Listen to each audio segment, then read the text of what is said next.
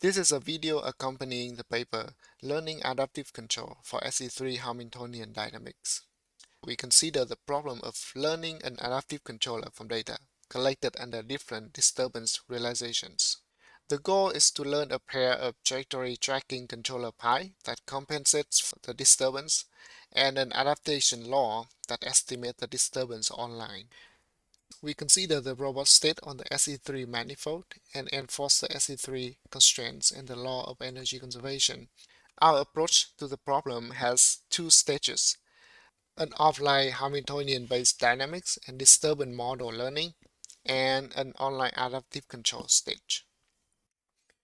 In the offline stage, we design the architecture of the neural ODE network using Hamilton's equations on the SE3 manifold, with parameter theta for the Hamiltonian dynamics and parameter phi for the disturbance model. This structure guarantees a law of energy conservation and the SE3 constraint by construction. In the online adaptive control stage, the learned Hamiltonian dynamics parameter theta is used to design a trajectory tracking controller pi from an energy-based perspective. The disturbance parameter phi is used to develop an adaptation law that estimates the disturbance online. And then we combine pi and rho to create an adaptive control with stability analysis provided in the paper.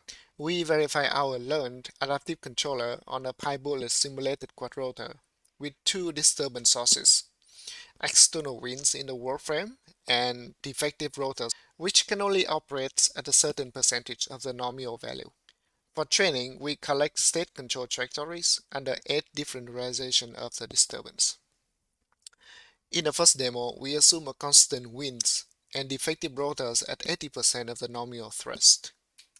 So without adaptation, the drone drifts in X, Y, and Z direction caused by the disturbances. Meanwhile, with adaptation, the drone can estimate the disturbance after a few seconds. Then it can compensate for it and successfully track the trajectories. In the second demo, we also have a constant wind, but the rotor becomes defective in the middle of the flight after 5 seconds.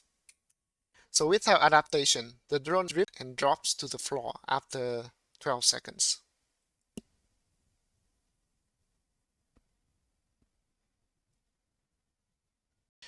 Meanwhile, with adaptation, the drone is able to recover from the rotor defects and finish the task successfully.